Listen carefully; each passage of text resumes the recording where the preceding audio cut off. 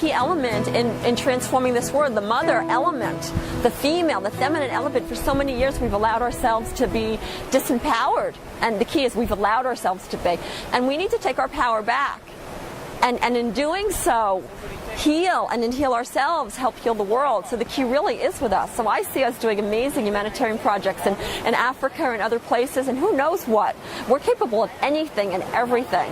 And really, supporting each other's passions, that we each have passions in different areas, whether that's with one organization, or with children, or with, women who have been challenged or abused or whatever, and like really supporting each other.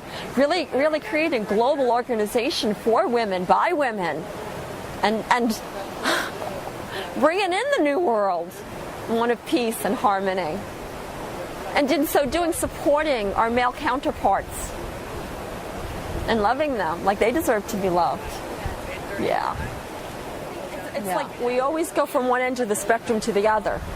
So it's like, for a long time women didn't have the freedom, and we were really tied, to home and children. And so then women are like, well, I want to be free, and I'm going to. And so it's like, so we went the other way.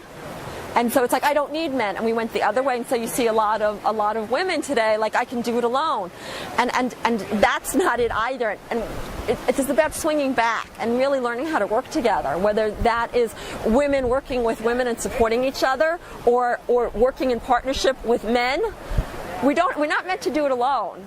That the stress and lack of balance, I think, comes from the fact that we so many women are raising their children and working and going to school and doing it all alone. And how do you balance something like that? That's insanity. It's insanity, because you can't really be present for any of that. And each of those things deserves presence. It doesn't work, and I think we know now it doesn't work. So what does work? Well, what works is coming together, and this is going back to community, but not community where somebody has power over somebody else, but community where we know our own intrinsic power, because we already see, okay, we've done it on our own. Now let's do it together, and I think this is just what we're figuring out now. I don't know if there's even a good paradigm for it out there yet. There probably is, but this is what we're moving towards. And I'm pretty excited about that, what we will create as women, what we will create as humanity, what we will create together. It's really exciting. I don't think we have even a clue, and I can't wait. The future of humanity, I think that we are moving into a time of heaven on earth. This is heaven, really. This is it.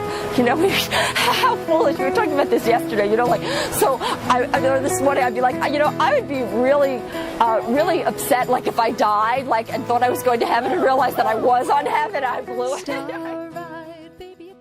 And heaven is what we make of it, and now we have the choice. I mean, could you imagine this planet Earth, and I've been to some really amazing places on this planet, this being one of them, and how could anything be better than this?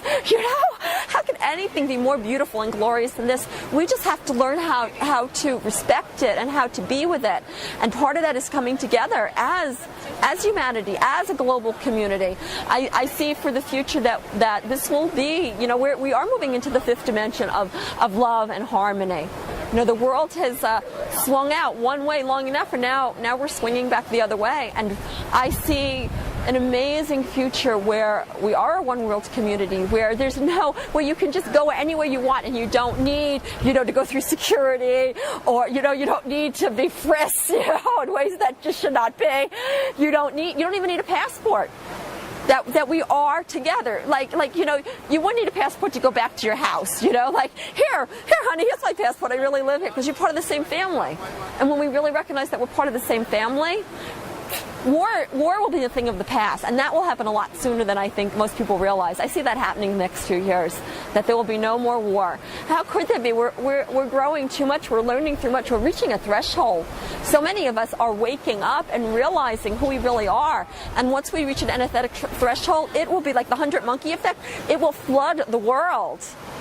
There will be no more war. There will be no more fighting. I see a society where even money disappears, that we really learn how to work together, and in an environment of sharing, an environment of connection, an environment of community.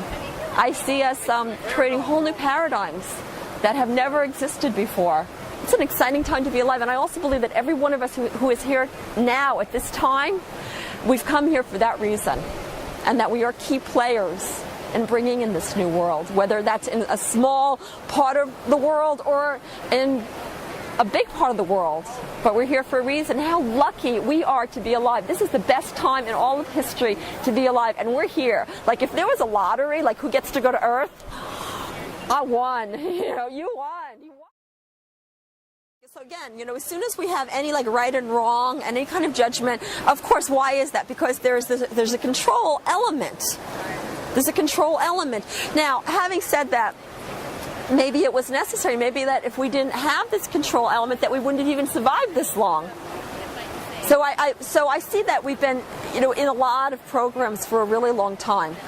And one of those programs is they're survival programs. So it's like, so we needed to have this experience of being together. So if we were all sovereign, if we go back to the beginning of time and we were all sovereign and, and everybody went off and did their own thing, this world would not survive. So we needed to be together. We needed to work together. So there were certain programs put in place, like a fitting in.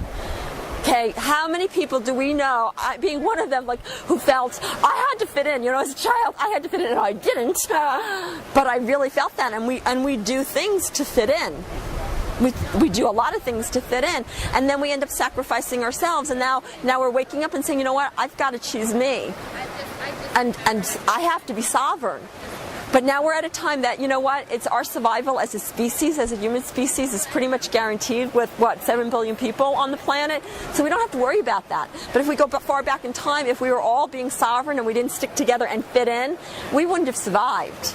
And so I believe that these programs are in place to get us to a certain point in our own evolution, and this is both globally and individually, so that we have reached a certain level of consciousness and a certain level of maturity so that we can flourish. And here we are. And so the program of fitting in, we don't need that anymore. And what we see is a lot of people just starting to break out of it. People like, what, I don't fit in with my family, and I don't fit in with my religion, and I don't fit in with that, and I'm going to choose me. And this goes back to the choosing yourself. That's the key. So it's like, to find yourself, to find God, you have to find yourself. And to find yourself, you have to choose yourself. And to choose yourself, you have to be willing not to fit in. It's about, there are certain energies and people on this planet that have been in power for a really long time and want to keep that power. And so we've reached a time of evolution. And so if you were afraid of losing control, you would do anything you can to create fear and more control. A lot of things have happened in the world recently, the oil spill, that makes people say, what? Not my planet, not on my dime. Things have to reach a threshold. And how do I know that? Because things have really been not so good for a long time, but we didn't know. And I look back now, years ago, of all the things that I was thinking, everything's fine, and just what I know now and didn't know then, I was really asleep. I had no idea that these things were going on in the world. No idea. And probably the only reason that I know is because things have come up. They've gotten uncomfortable. That suffering that we spoke about. Suffering makes us look at things and make different choices.